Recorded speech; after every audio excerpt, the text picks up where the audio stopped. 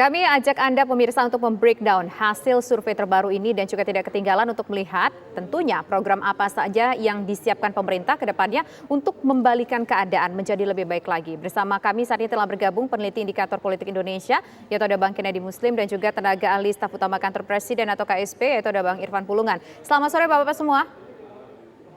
Selamat sore, Tisa. Sore, Tisa. Ya, pertama saya ingin ke Bang Kennedy terlebih dahulu. Bang Kennedy, mungkin bisa kita breakdown, kita kupas satu persatu sebetulnya faktor pemberat apa saja menyebabkan tingkat kepuasan turun dari angka 72-an menjadi 58%. Yang pertama minyak goreng. Lantas seperti apa ini penjabaran minyak gorengnya?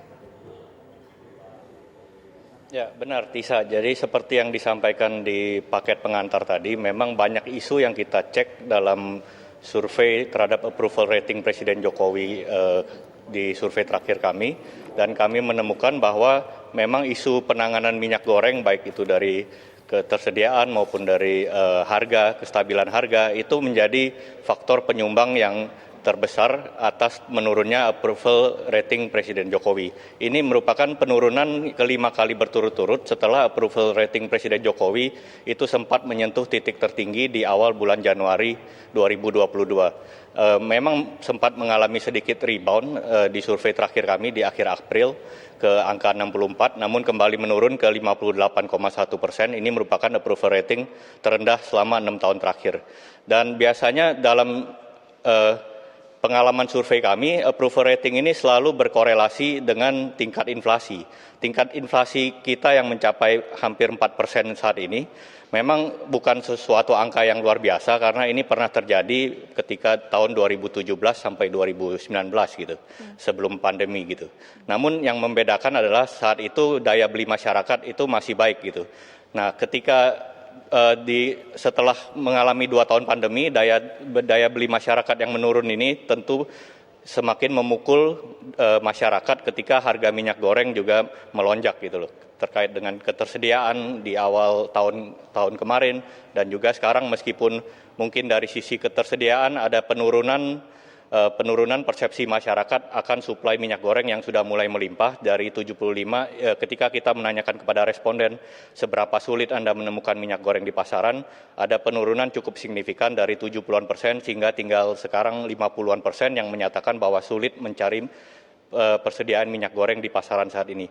Namun untuk sisi kestabilan harga, mayoritas responden masih menyatakan bahwa 72% responden menyatakan bahwa harga minyak goreng saat ini masih belum terjangkau gitu. Oke, baik. Berarti sejauh ini faktor utama yang mengalami penurunan tingkat approval terhadap Presiden adalah faktor harga minyak goreng yang beberapa waktu lalu tidak terkontrol dan juga langka. Nanti akan kita lanjuti diskusi kita dan juga kita ingin mendengar tanggapan dari pihak KSP usai jeda berikut. Pemirsa, kami kembali sesaat lagi. Sekitarnya kita lanjutkan kembali perbincangan. Sebelum ke Bang Irfan, saya ingin kembali ke Bang Kennedy. Bang Kennedy, idealnya standarnya di angka berapa? Tingkat kepercayaan ini harus alarmnya ini di angka berapa? Harus benar-benar hati-hati. Ya, di negara-negara berkembang memang approval rating terhadap presiden itu cenderung lebih tinggi ketimbang dengan negara-negara demokrasi maju. Seperti kita ketahui, approval rating Presiden Biden sendiri di Amerika itu mencapai bahwa hanya 40-an% gitu loh. Tapi untuk konteks Indonesia memang batas ambang psikologis approval rating Presiden itu ada di ambang batas 50%, karena ketika kita berada di bawah 50% itu tentu saja partai-partai pendukung dan juga supporter Presiden Jokowi akan mulai menjaga jarak. 58 harus hati-hati nggak Bang Kennedy? Di angka 58% harus hati-hati nggak?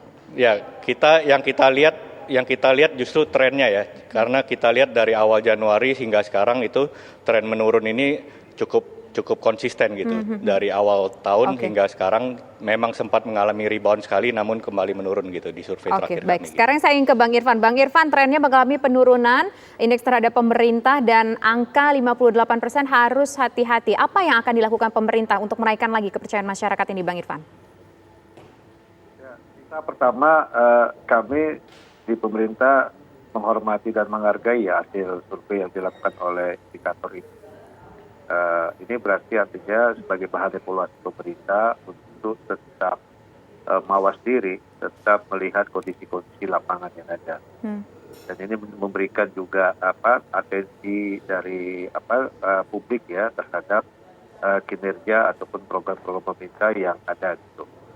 Dan survei ini tentu jawaban responden terhadap survei ini tentu mempengaruhi terhadap peristiwa waktu yang dilakukan waktu surveinya. Ini kan surveinya dilakukan pada tanggal 5 sampai dengan 10 Mei ya. Gitu ya Bang Kennedy ya. Tentu kita ketahui bersama 2-3 bulan kemarin ya memang benar terjadi perdebatan atau terjadi persoalan di kita mengenai masalah minyak goreng. Nah ini pasti mempengaruhi pendapat atau jawaban dari responden terhadap pertanyaan yang dilakukan oleh Indobarometer ini terhadap surveinya. Pasti semua akan berdampak negatif terhadap jawaban itu karena kita ketahui memang persoalan minyak goreng ini sudah menjadi kebutuhan masyarakat, apalagi mendekati di masa-masa libur Idul Fitri. Dan minyak goreng ini menjadi kebutuhan yang sangat primer bagi kelompok-kelompok tertentu, khususnya bagi kaum ibu atau menengah ke bawah. Nah ini pasti ya terhadap survei yang dilakukan Indobarometer ini menjadi isu negatif bagi pemerintah. Tapi pemerintah terus berbenah dan pemerintah terus melakukan upaya pengawasan dan perbaikan terhadap masalah-masalah yang ada. Bang Irfan. Kita bersama.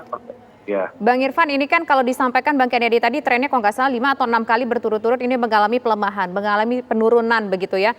Meskipun sempat rebound 1 kali begitu, sedikit begitu. Tapi ini kan artinya sebuah catatan selama 6 bulan terakhir tingkat kepercayaan masyarakat ini sedikit mengalami penurunan. Boleh tahu nggak strateginya dari pemerintah apa nih Bang kira-kira Bang ke depannya? Realnya seperti apa? Ya, hasil survei-survei yang dikeluarkan atau dilakukan oleh lembaga publik atau lembaga survei yang ada itu kan menjadi catatan bagi pemerintah untuk memperbaiki diri ya melihat situasi lapangan yang ada. Jauh mana misalnya persoalan-persoalan di lapangan, persoalan di masyarakat itu ya mempengaruhi terhadap kinerja atau program-program pemerintah. Nah, tentu pemerintah mawas diri terhadap persoalan yang ada. Pak Jokowi selalu mengevaluasi itu, selalu mendapatkan informasi dari lapangan untuk memperbaiki. Makanya pada saat sidang paripurna kemarin setelah Lebaran, beliau mengingatkan ke seluruh menterinya ya untuk tetap bekerja, untuk tetap melihat situasi yang ada dan ini juga untuk perbaikan kita bersama.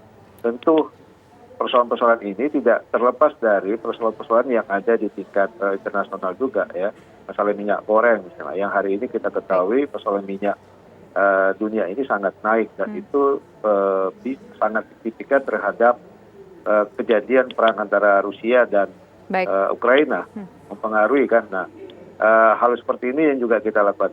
Saya yakin nanti ketika Pak Jokowi setelah kembali dari KTT ASEAN Amerika pasti akan membawa berita yang sangat bagus terhadap perekonomian kita, ya, karena ini faktor perang antara Rusia dan Ukraina ini tentu berdampak tidak hanya di Indonesia, tapi di seluruh dunia, seluruh negara-negara yang masih mempengaruhi terhadap perekonomian yang ada, perekonomian global. Baik, terima kasih Bang Irfan Pulungan atas waktunya bersama kami. Terima kasih juga Bang Kennedy atas waktunya bersama kami di program Kabar Petang. Selamat petang Bapak-Bapak semua.